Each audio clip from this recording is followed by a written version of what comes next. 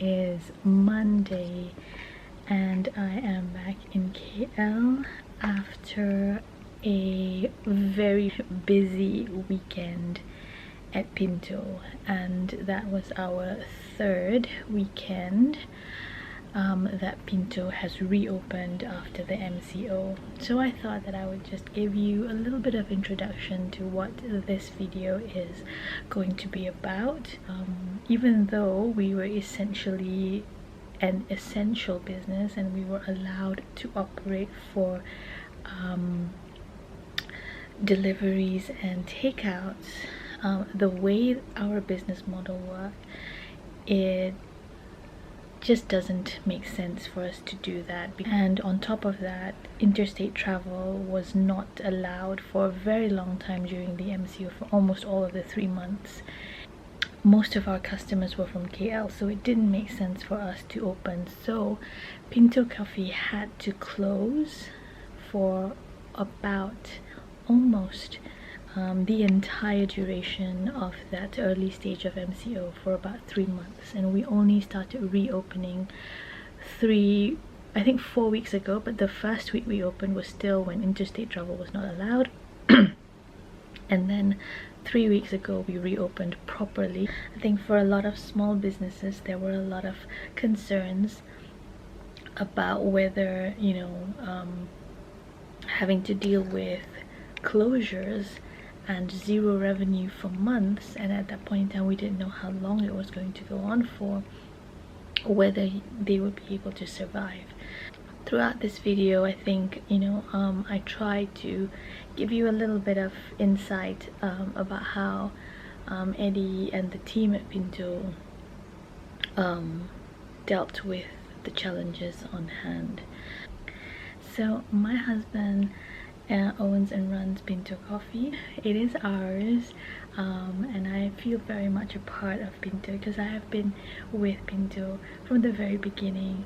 I work here in KL on weekdays, but every weekend, almost every weekend, I will be going to Janubai and helping them out at Pinto. So this is the first time in 3 months that we are opening our doors again, but it's a very, very different Pinto. As you can see, we have to comply with the new SOPs for food establishments, and as you can also see, it's 10:35. We've opened our doors for 35 minutes and we don't have any customers. We are not expecting there to be many. I would say that 95% of our customers usually come from KL, and as long as interstate travel is not allowed, we're going to have a challenge with that. As it is here, this is what Pinto is looking like in the morning. Very, very empty. We've had to make some changes to the layout of the cafe because of social distancing rules. We've also had to make some adjustments in terms of, as you can see, we're going to have a table where we are going to register customer details as well as take their temperature, and we're providing hand sanitizers, and then all of our staff, of course, will be required to have their face masks and gloves on when dealing with customers. All of our surfaces that has human contact on a regular basis will have to be sanitized super regularly. We've had to change menus. We will no longer be allowing customers to go directly into the counters there. We're going to have them order their food at a table that we provide here. On the other hand, you know, the natural environment around Pinto, the lockdown has had the effect of, and also, you know, the rainy season, the lockdown has had the effect of, you know, keeping the environment around us super fresh and super clean. So I mean, this is like probably the third time that I have been here in Jandabai since the lockdown began. No, I think it's the third time, yeah. And I can feel the air is so much fresher. More birds, more squirrels, monkeys. A lot of that has been a very positive effect on, you know, our animals as well as on the coffee plantation. We will be providing customers with these small cards, and we've asked them to provide the details as required by the SOP of the Ministry of Health. And then we will list down the date and the time on these cards. And once they have filled this up, what we will do is we will place it in these envelopes, which will be, there will be a separate envelope for every day. And it will not be visible to other people. If we have been informed that customer X has been at our cafe on the 6th of June at that time, we will take the 6th of June envelope, get the detail of all the other customers who were there around at the same time, and provide that to the contact tracers.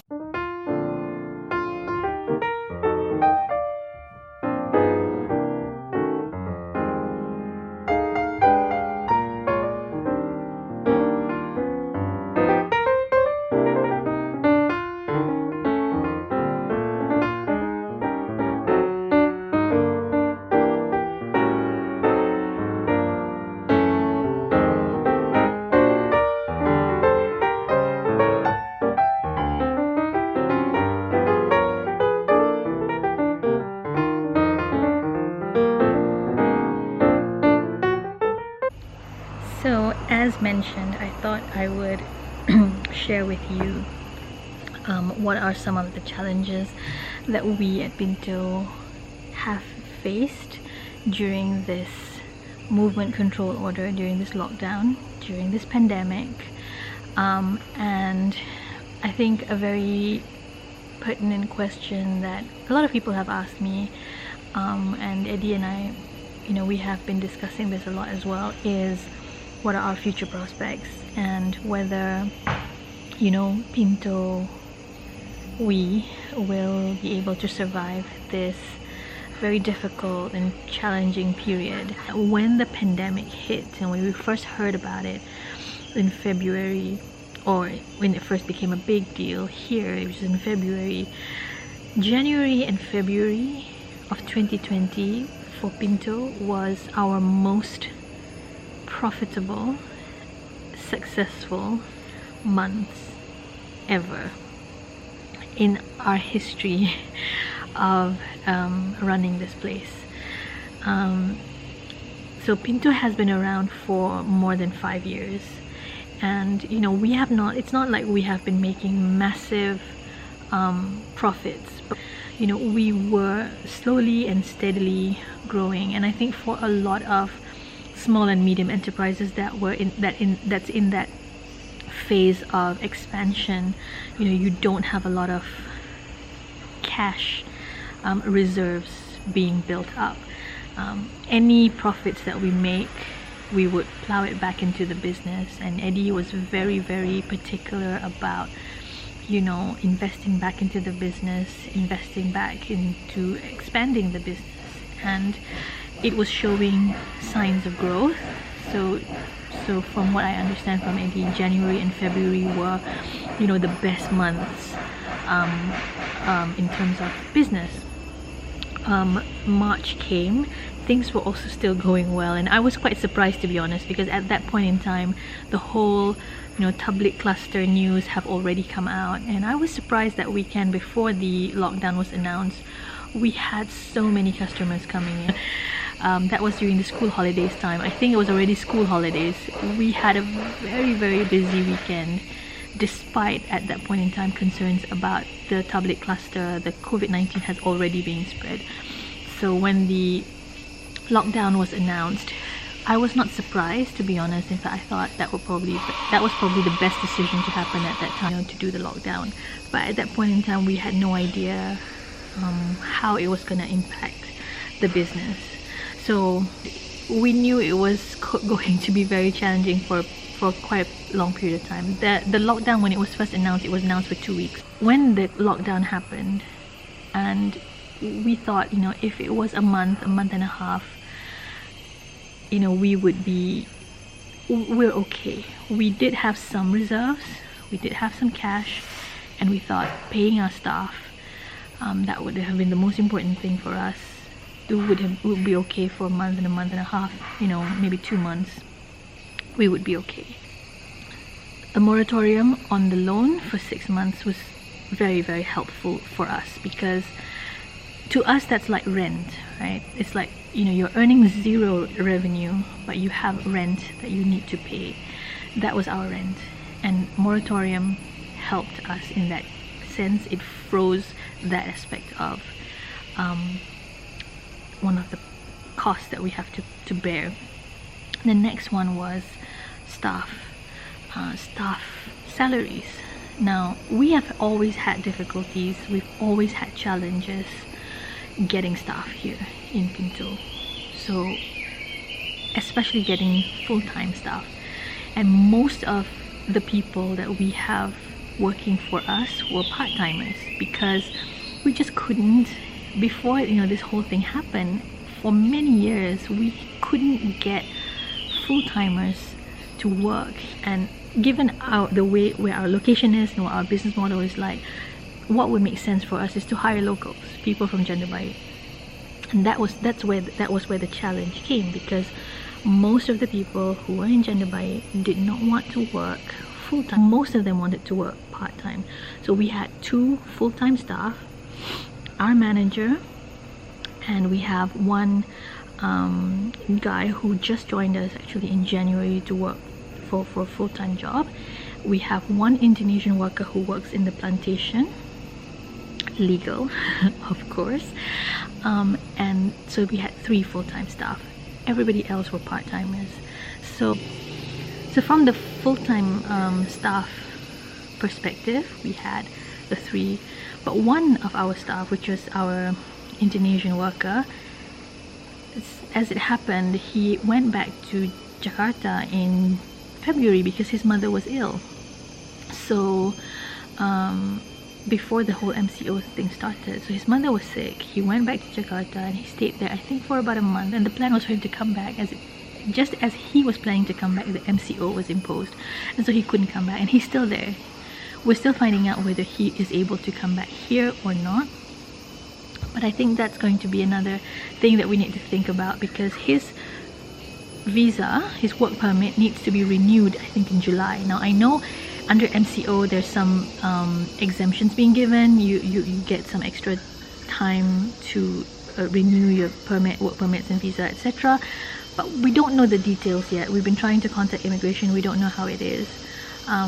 For him to come back, I'm sure, you know, we need to go through a lot of these medical procedures. He needs to go get tested. He has to go through the quarantine, and we are, you know, we are preparing for that. But as it is right now, he is still there. So the fact that he is still away means that there's no one here most of the time. So my husband had to stay here and be here most of the time during the MCO. I think he only left once. For our staff salaries, we did manage to, I think Pinto did manage to get the support of the wage subsidy program. Now, wage subsidy program, I think, is very helpful. However, I was made to understand that the actual process, the application, you know, all the details were super confusing because there were so many changes in between. So I think they announced the wage subsidy program, which was so little, and then after an uproar, but people had already applied. So if I'm not mistaken, Pinto had already applied, and then there was an uproar that the amount was so little, you know, and then they increased the amount of wage subsidy to about 1,200 per month, and there was no explanation about people who had already applied. What would happen? Do they need to resubmit application and things like that? And I was told that they tried to contact Perkeso, who was managing that process. There was absolutely no response, but somehow one day the money just came in. So I suppose the way it worked was that your application the first time, that was what they based it on. So there was so many confusion, but Pinto did manage to get that assistance. It was not enough because 1,200 staff per person is below the salary that we are paying our staff. So we had to top it up. And you can imagine, you know, having to top that up with zero revenue, as well as other bills continue. Electricity, phone bills, water, even though we didn't use, I mean, that was the other thing I found so confusing about the electricity bill, was that, you know, they required us to pay the monthly bill based on last month's usage. And of course, you know, last month's usage when the cafe was still running was super high. So, you know, we incurred those kind of costs and charges. We still have to pay for the Astro, we still have to pay for the internet, we still have to pay for the phone lines and all those kind of things. So the costs were still there. It was a bit of a challenge, but so the moratorium was the one that helped us the most in order to be able to survive, and the subsidy, the wage subsidy, helped us to a certain extent. The painful part was the policy were confusing, and the application process were also, it wasn't smooth. Of course, then we also had to deal with some of our part-timers. You know, we were very concerned about their well-being, whether they were doing okay, because as I mentioned, a lot of them were working for us part-time because they were supplementing their household income. And then when MCO came, many of them, including their parents, were no longer earning any income because they had to stop working. So we were kind of concerned about what was going on, and we wanted to help them out as well. And from what we heard as well, I mean, although there were many NGOs and there were many food assistance programs that was going around in this area, it wasn't equal. You know, some people told us they were given like assistance like 3 or 4 times in a week. Some get none at all. So I wasn't really sure how that was working out, but you know, we also wanted to make sure that we were keeping in touch with everyone. Of course, because being in this area, I was really concerned that some of them were not taking social distancing very seriously. You know, being very young people, they all wanted to go out and, you know, still have fun. And there were some cases around here as well in regards to some of the toughest schools. So I wanted to, you know, make sure that, you know, they know what are the risks and how they could take care of themselves. So we did a video conferencing call with all of our part-timers once a week to just keep in touch with them, see how they're doing. But our concern now goes on to, in this recovery phase, how do we move forward from here? If this is any indication of things to come, i.e. we have no customers, it seems like whatever we've been facing the last 3 months will continue, meaning we'll still have zero revenue or very near zero revenue. Costs have also risen in the fact that we've had to incur a lot more expenses on all aspects of that sanitation process, right? We needed to get the thermometer gun, we need to get the hand sanitizers in bulk, face masks, make sure that our staff have gloves on, that, you know, we have take on more part-timers so that we can split the work for them, etc. And then all of the sanitizing work that needs to be done around the area.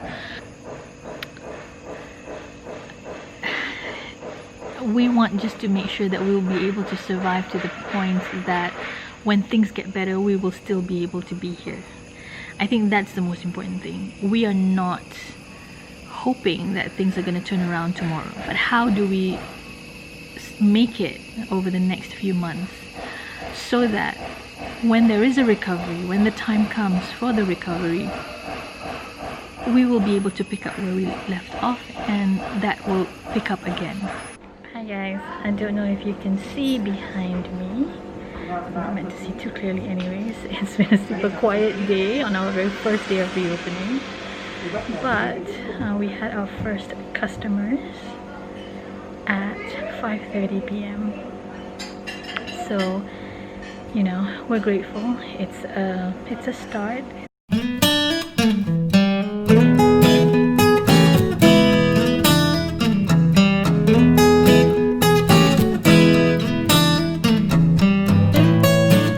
So I was just checking out our charts for this year. So as you can see, beginning from January, that's what our daily sales look like, and that's the period of the MCO. So as you can see, we managed to flatten the curve completely flat for the whole period of the MCO. We did have a little bit today, a small, but hopefully a good start, a good restart to the year. Good morning, guys. So today is actually Monday and it's a public holiday and Pinto is closed. So on Saturday it was a very quiet day, and we had our first and only customer on Saturday coming in at 5:30. We were closing at 6, so that was one table. Yesterday on Sunday, it was a much better day. We had about 7 or 8 tables, much better than what we were expecting, given that, you know, interstate traveling was still not allowed, but we did have some customers coming in, and it was a good sign for us. I mean, it wasn't anywhere near what we had before, but it was a good start, and I think it gave the staff a morale boost as well, right? And it also gave them an opportunity to test out the new SOPs. Good news, yesterday it was announced that on the 10th of June, which is on Friday, it's just this coming Wednesday, interstate traveling will be allowed again. So so this weekend served as a good practice, and most likely starting on Wednesday, Pinto will be opening again at its regular normal operating hours, and with all the new SOPs in place. Hi guys, so today is Sunday, the 21st of June, and the time now is 4:16, where we had a steady stream of customers coming in, and we've also had, you know, the return of some of our regular customers. We've had a bunch of new customers, I think Eddie and I were very grateful for the support that we're getting from all of the customers who have been here. It has exceeded our expectations. I think Eddie was completely not expecting this. Well, we were definitely not expecting this level of return of customers post MCO. Despite all of the, you know, I guess a little bit more challenges that people will have to face coming here, with the limits in terms of the number of seating that we have, limit on how many dine-in customers we can have, with all the SOPs, new SOPs in place. Still, I think, you know, it's been quite good. So it's been 2 weekends already that we've had, you know, a very steady stream of customers. The volume has picked up again though, but I would like to we just want to be very cautious. Hi guys, apologies if I'm looking slightly worse for wear. The time now is 4:25 p.m. on a Sunday. It is the 28th of June. This is the first time this weekend that I have had a little bit of break from helping out in the kitchen and in front. I still haven't taken off my nitrile gloves. It's been a super busy weekend, much busier than we had anticipated, and definitely much busier than average. We had a constant flow of customers coming in. We had people queuing up, we had people waiting outside, and I think just looking at the numbers roughly from our POS system, this has been our busiest weekend this year. So including the time before MCO in January and February, when I said it was our best month ever, this has been even busier than that. If we all know that a few months we couldn't do business, and we all still survive by today. I mean, you know, it's a bit a lot of blessing.